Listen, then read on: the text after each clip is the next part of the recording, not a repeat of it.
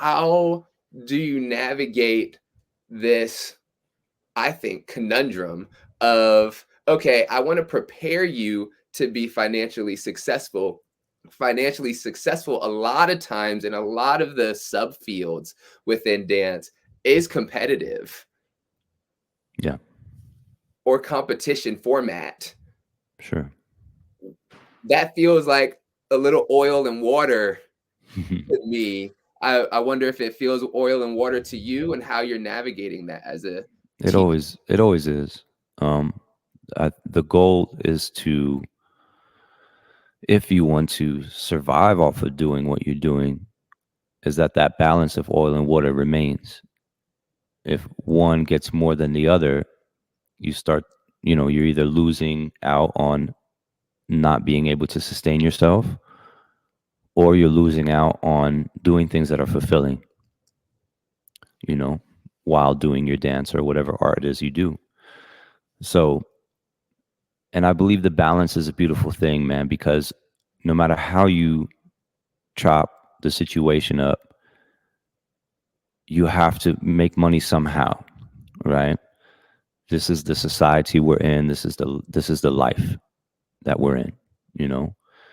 Um, and so, how do you do that and still create an environment that feels good, that doesn't burn you out, that makes us connect more versus disconnect more? You know what I mean? So it's like there are ways. I just think people have this "it is what it is" attitude sometimes, Mm, or they're not willing to shift the space, you know, or not, or remain out of those spaces and create newer spaces that, foster these types of things, you right. know. And I think that's important, man, that we have to think about it. And unfortunately, we do have to think about how that oil and water are going to be in the same glass, Yeah.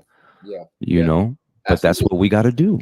And that's something that you've been doing for a long time. And I want to get into some of the beautiful things that I have remembered you doing recently, with working for Jam on the Groove, and working for with Roman Jules. And so, but like, I also, you're doing the academia thing. I know that you're playing around with music and production and everything like that. And so I'm wondering if you can give us some insight into the different performance gigs that you've been doing, and how you've been balancing that oil and water thing, mixing that dance for passion, dance for gigs and money and sustainability, with other passion projects that you might be doing for other intentions. Yeah, I think really it's just about, again, connecting with people as much as possible. So, if I really look at this, I can simply just work my job here and just work my job here, and that'd be it, you know. But that's not fulfilling enough. That's not enough for me.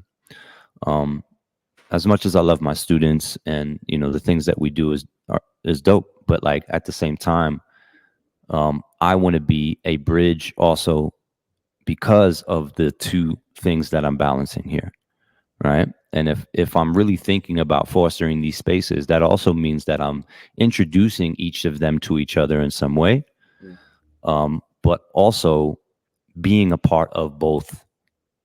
You know, you can't just kind of play the line. You have to have your foot on each side, and it has to be as equal as possible in order for that to happen. Mm. So now, of course, that's becoming more and more tricky as I'm getting more involved with one or the other. Mm. My time is always kind of pulling in both directions, but that's just me figuring out how to manage that and balance that. Right. So, with that being said, when things come across my desk, so to speak, when they're like, "Hey, listen, we want to do this kind of thing. We want to honor these dancers. We want to honor the show that was like part of hip hop history. We want to like," I take those things really, really like, okay, this is important. Mm. Um, and I try to introduce the school also to those things, because I think that's important too. Only because also when I see the dance department and I'm seeing the types of things that they honor when it comes to other dance performances, shows, people, I'm like, in real time, I believe that the work that was done within hip hop is eventually later on going to be looked at in a very similar way as any of these other dancers that we can name that come from, ballet or modern or jazz, right? Yep. And it's important that those also people of today are being mentioned because it's like they are doing good work. They have done things that weren't there before. So they're creators, they're innovators, they're pioneers of movements that for the most part the rest of the world is eating off of right now. Do you know what I mean? Yep. So I think Rennie Harris's work is important. I think restaging a show like Jam on the Groove, whether it looks like it was done in the 90s or not, is still something that people should experience today. Because I saw that show in 1997 and it changed my life,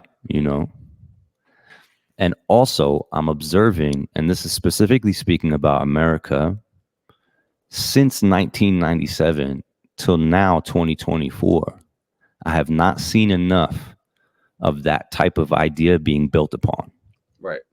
And I think it's extremely important for America to start to wake up to understand that they can be, specifically speaking to dancers, they can be creative within the space of theater. They can be creative with any other thing besides social media and battling. Right. There's much more to this world of art and dance. Absolutely. So It reminds me of something that Adesela Sakalumi was saying, who was a performer in Jam on the Groove in '97, and who was a director of the restaging of it at the New York City Center for Fall for Dance in 2023. And he was interviewing, saying, I'm paraphrasing, that in '97, New York City, somewhere like New York City Center, would very likely not have brought Jam on the Groove to their space, and now they have. And what does that say about the evolution of our art field and its institutions that gatekeep? What does that say about what hip hop was and what it still is? Like, it's not that hip hop has all of a sudden like become so much more valuable. It was valuable then. So the commentary about the state of our field and the institutions. And then it's also like, okay, well, we're in 2024. What is that, 97 to 2024, or when Jamming on the Groove restaged 2023? That's math, almost 30 years, right? So then that gives us a sense, going back to the futuring, is like that gives us a sense of like, where can we be in another 30 years? And for me, I'm like, you being a part of that as a witness, more so in 97 to then being a part of it, being on stage, it's like you're stamping yourself in multiple ways in that revolutionary process. And I feel like that's super, super dope. And that is so beyond money to me. So yeah, I feel like just going back to that thing of the competitive state. And I mean, there's a huge competitive state within being able to perform for something like that too. But I think witnessing your desire to be a part of stuff like what we were just talking about is so much more powerful than money, that the money ends up finding itself to you because you keep courageously jumping towards that mission. And I'll explain my struggle with that too, Q, right? Part of all of what you said is on point for sure.